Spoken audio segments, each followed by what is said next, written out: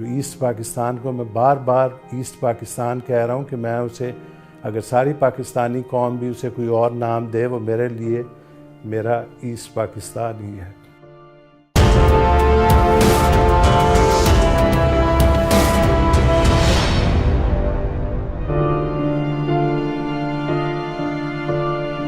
جو بلوال ہے اس کے بارے میں یہ پاکستان کی ہائیسٹ ریونیو پیئنگ تحصیل تھی میرے زمانے میں۔ ایک صاحب تھے انہوں نے یہ مقدمہ کیا کہ انہوں نے ایک بنیے کے پاس مایا داس کے پاس رہن لی تھی رکھی تھی کچھ زمین ان کے دادا نے، تو اب وہ رہن ادا کر کے اس فکر رہن کے لیے آئے ہیں کہ وہ زمین ان کو واپس مل جائے۔ تو جب فیصلہ کرنے کا وقت آیا تو میں نے اپنے فیصلے میں لکھا کہ یہ زمین جو تھی یہ پاکستان بننے کے بعد یہ بنیے تو یہاں سے چلے گئے، یہ زمین گورنمنٹ کے قبضے میں آ گئی۔ ان صاحب کے دادا کو یہ زمین اس زمین کے عوض میں الاٹ ہوئی جو وہ یہ مشرقی پنجاب میں چھوڑ کے آئے تھے، تو یہ اس زمین پہ ان کا حق ہے۔ تو ایک دن میں نے صبح دیکھا کہ وہ صاحب جو تھے جن کے حق میں مقدمہ ہوا تو انہوں نے ایک مرغ بغل میں دبایا ہوا ہے اور پگڑی کے اوپر ایک ڈبہ ہے مٹھائی کا۔ میں ان سے ملا، میں نے کہا خیریت ہے، آپ ٹھیک ہیں؟ انہوں نے کہا جناب یہ مقدمہ جو تھا ہماری زمین کا یہ ہمارے لیے زندگی اور موت کا مسئلہ تھا، تو میں یہ آپ کے لیے تحفہ لے کے آیا۔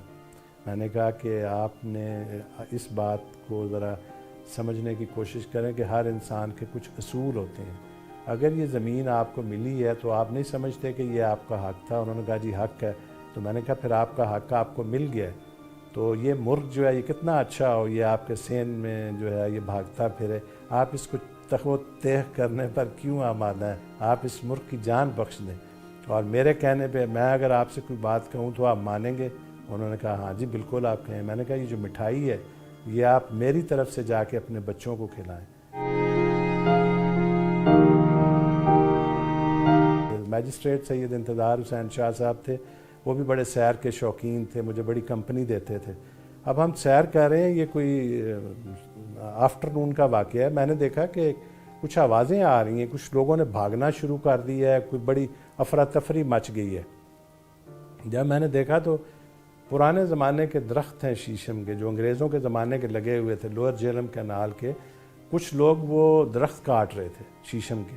تو جب انہوں نے مجھے دیکھا اور میجسٹریٹ کو تو وہ دیور ان اسٹیٹ آف پینک، تو وہ بھاگنے لگے۔ ایک آدمی جو تھا وہ اس کے اوپر ہی تھا، تو وہ میجسٹریٹ صاحب نے نا جس کو مقدموں کی زبان میں کہتے ہیں ٹو ریز للکارا، انہوں نے کہا اوئے نیچے اترو۔ انہوں نے جب یہ کہا نا تو میں نے کہا آپ دھیان کریں ہی زام، اس کے ہاتھ میں کلہاڑی ہے۔ تو وہ آدمی کہتا ہے جناب میں آپ کا خادم ہوں، میں نے کہاں جانا ہے؟ میں نے دیکھا تو وہ ہمارے مقامی تھانے کا محرر تھا۔ تو میں نے کہا نواز تمہیں شرم نہیں آتی کہ تم ایک ہیڈ کانسٹیبل ہو پولیس کے محکمے میں جس کا کام ہے سرکاری املاک کی حفاظت کرنا، اور تم سرکاری درخت چوری کر رہے ہو؟ اور میرے دیکھتے ہی دیکھتے نا اس نے چھلانگ لگائی نہر میں اور گڑم نہر کی دوسرے طرف جا کے نکلا باہر بڑے فاتحانہ انداز میں۔ میں نے کہا کہ نواز فکر نہ کرو، میں تمہیں بالکل نہیں چھوڑوں گا، اور میں تمہارے خلاف ابھی پرچہ چوری کا درج کرواؤں گا۔ تو اس کے کچھ دنوں کے بعد ہمارے ایک کولیگ تھے، وہ اے ایس پی تھے ایک نیبرنگ شاہپور کے، وہ مجھے ملنے کے لیے آئے۔ تو میں نے کہا آپ خیریت سے آئے ہیں؟ تو مجھے کہتا ہے جی میں تو ایک انکوائری کرنے آیا ہوں۔ میں نے کہا کس کی انکوائری؟ انہوں نے کہا جی ایک محرر ہے وہ پکڑا گیا ہے۔ تو میں نے کہا وہ جو درخت چوری کر رہا تھا؟ کہتا ہے ہاں جی۔ تو وہ آیا تو کہتے ہیں کہ صاحب کے پاؤں پڑ جائے اور معافی مانگ لو۔ میں نے کہا صاحب کے پاؤں پڑنے سے بات نہیں بنے گی، آپ اسسٹنٹ سپرنٹینڈنٹ آف پولیس ہیں، آپ خود ایک پولیس آفیسر ہیں، آپ کو اس چیز کا احساس ہونا چاہیے۔ سرکاری املاک جو شخص چوری کرتا ہے آپ لوگوں، میں نے کہا اس کے کہنے پہ اس کے بیان لکھے جاتے ہیں، فارمل ایف آئی آر لاج ہوتی ہے، یہ آ کے بیان دیتا ہے کہ جی یہ میں نے اس کے خلاف یہ کیس کیا ہے، یہ میری قلمی اور دستخطی ہے، یہ کیا تماشے ہو رہے ہیں یہاں پہ؟ میں نے بے نظیر بھٹو صاحبہ کو جو تھا ایک بڑا ہی زبردست پرائم منسٹر دیکھا ہے۔ میری ان سے ملاقات جو تھی وہ فائلوں پہ ہوتی تھی، جو ہم فائلیں پٹ اپ کرتے تھے اور اس کے اوپر جو ڈیسیژن آیا کرتے تھے۔ ایک صاحب تھے وہ پاک فوج سے آئے تھے اور وہ سیکٹری سائنس اینڈ ٹیکنالوجی لگے، انہوں نے ایک سمری براہ راست بھیج دی پرائم منسٹر کو، حالانکہ اس کا طریقہ ہے وہ پرنسپل سیکرٹری کو بھیجی جاتی ہے، وہاں سے پھر وہ دوبارہ پروسیس ہوتی ہے. تو میں حیران ہوا کہ بے نظیر بھٹو نے سرخ قلم کے ساتھ اس سمری میں کریکشنز کی ہوئی ہیں. ایک اوپینین آیا نصیر اللہ بابر صاحب کی طرف سے، میں انہوں نے لکھا کہ آپ سارے اسلحے کے لائسنسز پہ پابندی لگا دیں. میں نے اس کے اوپر اپنا نوٹ لکھا اور میں نے اس کے اوپر یہ لکھا کہ اسلحے کے لائسنس جو ہیں وہ پاکستان کے جو شہری ہیں یہ ان کا حق ہے، ان کو ذاتی حفاظت کے لیے اسلحے کا لائسنس ملنا چاہیے، اور جو اسلحے کا لائسنس ہے اس کے اوپر معقول فیس ہے، اور رینیول کی وہ جو ہے تجدید کی فیس بھی جو پاکستانی ہیں وہ ادا کرتے ہیں اس کے اوپر. اور تیسرا، یہ ہر ضلع میں بہت زیادہ لائسنسز جو ہیں یہ عوامی نمائندگان کی سفارش پہ ایشو کیے گئے ہوئے ہیں. تو جو منسٹری آف انٹیریئر ہے اس نے یہ نہیں بتایا کہ جب یہ لائسنس منسوخ ہو جائیں گے تو یہ اسلحہ کہاں جمع کروایا جائے گا. کیا یہ تھانے اور مالخانے میں جمع کروایا جائے گا؟ تو کیا ان شہریوں کو اس اسلحے کے عوض میں قیمت دی جائے گی جو اسلحہ یہ جمع کروا رہے ہیں اتنا مہنگا؟ اب میں نے یہ ساری جو باتیں لکھیں تو آپ حیران ہوں گے کہ prime minister agreed with me, اور پرائم منسٹر کے آرڈرز تھے کہ let this matter go to the cabinet. میں ڈپٹی کمشنر گجرات تھا 1993 میں، جب یہ معین قریشی صاحب کی کیئر ٹیکر گورنمنٹ آئی تو دو پاکستان کے فارمر پرائم منسٹرز جو ہیں میاں نواز شریف اور بے نظیر بھٹو، دونوں نے گجرات میں جلسہ کرنے کا ارادہ کیا اور دونوں نے 28 ستمبر کا انتخاب کر لیا. تو اس کے اوپر بڑی گفتگو ہوئی، اور جنرل اقبال تھے گورنر پنجاب، ان کا مجھے فون آیا. وہ کہنے لگے has there been lack of performance? میں نے کہا there has been no lack of performance. I am the district magistrate, میرا کام لا اینڈ آرڈر کو کنٹرول کرنا ہے، میرا کام کسی سچویشن میں ایڈجوڈیکیٹ کرنا نہیں ہے.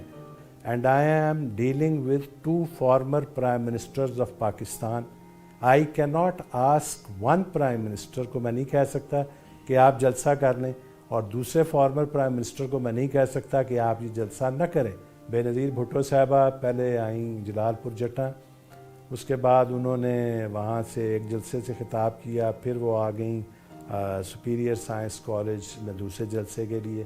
میاں نواز شریف صاحب جو تھے وہ پہلے علی پور چٹھا آئے، وہاں سے وہ فلائی کر کے آئے، وہ ہارس شو گراؤنڈ کہتے ہیں، وہاں پہ جلسے میں at one time both were in the air. میں یہ ہریے والا بائی پاس ہے، میں یہاں پہ تھا تو مجھے وائرلیس پہ میسیج آیا کہ سلطان صاحب امیر صاحب سے بات کرنا چاہتے ہیں. خیر میں نے جب فون اٹھایا تو مجھے چیف سیکرٹری صاحب نے کہا کہ you have not done well, you have done very well, and let me tell you my boy, this is another feather in your cap, and let me tell you, the entire provincial government is at your back. مجھے asset Pakistan جانے کا موقع بھی ملا. میں director labour تھا، میں ڈھاکہ میں گیا، میں چٹاگونگ میں گیا. مسٹر بھوئین تھے وہاں پہ ڈائریکٹر لیبر ویلفیئر جو میرے کاؤنٹر پارٹ تھے، وہ مجھے چائے کے اوپر کہنے لگے، ڈائریکٹر لیبر ایسٹ پاکستان کے جو تھے وہاں پہ ان کے، وہ مجھے کہنے لگے we must talk some day. تو میں نے اپنی پلیٹ اٹھائی اور میں ان کے پاس چلا گیا. میں نے کہا that some day is today, please talk what you have to say. He said میں بڑا ایموشنل آدمی ہوں، my father was a Muslim Leaguer, my uncle was a Muslim Leaguer, ہم لوگ ایک تھے، and we must unite because India will eat us alive. میں نے کہا India can not do anything, you are our brother, if you will be in trouble you will always find us with you. We are not scared of Indians. India indulged in a conspiracy to disintegrate Pakistan. جو East Pakistan کو میں بار بار asset Pakistan کہہ رہا ہوں کہ میں اسے، اگر ساری پاکستانی قوم بھی اسے کوئی اور نام دے، وہ میرے لیے میرا ایسٹ پاکستان ہی ہے. جب ایسٹ پاکستان علیحدہ ہوا انہی دنوں میں گارڈن کالج میں فرسٹ ایئر میں آیا تھا، اور وہ بڑے تلخ دن تھے، اور وہاں پہ جلوس نکالتے تھے طالب علم بنگلہ دیش نامنظور. یہ شیخ رشید صاحب جو ہیں یہ ان دنوں بڑے سلم فیلو تھے، یہ لیڈ کیا کرتے تھے گارڈن کالج میں. پھر ایک دن یہ ہوا کہ گارڈن کالج میں پولیس گھس آئی، تو اسٹوڈنٹس کا یہ امپریشن تھا کہ شاید پولیس جو ہے وہ ایجوکیشنل انسٹیٹیوشنز میں نہیں آئے گی. انہوں نے سارے جرنلسٹ کے کیمراز جو تھے وہ لے لیے کہ کوئی اس کی مووی نہ بنائے, اور بہت طالب علموں پر وحشیانہ تشدد ہوا.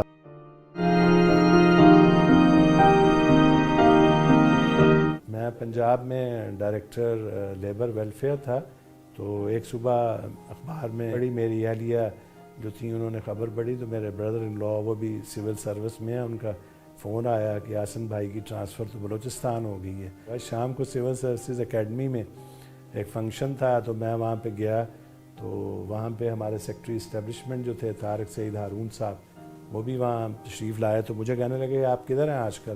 میں نے کہا سر صبح تک تو میں ڈائریکٹر لیبر تھا پنجاب میں, اب مجھے پتہ نہیں. تو مجھے ہنس کے کہنے لگے کہ آپ کی ریکوزیشن جو ہے this has come from the chief executive secretariat, so few officers are going and you are one of them.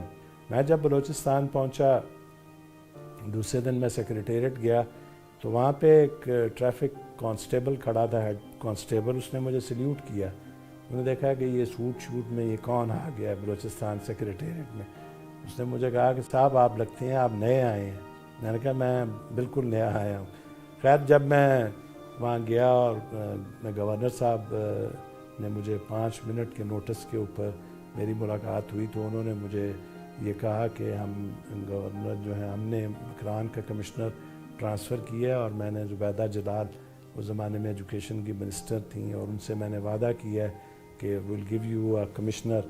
تو انہوں نے مجھے کہا کہ ہم آپ کو کمشنر لگا رہے ہیں. تو میں نے اپنی اہلیہ کو اور اپنی والدہ مرحومہ کو فون کیا, اور ساتھ تاکید میں کہا کہ ابھی کسی کو بتائیے گا نہیں, بیکاز جب تک آرڈر ہو نہ جائیں اور ہاتھ میں نہ آ جائیں تو یہ کسی کو کہنا نہیں.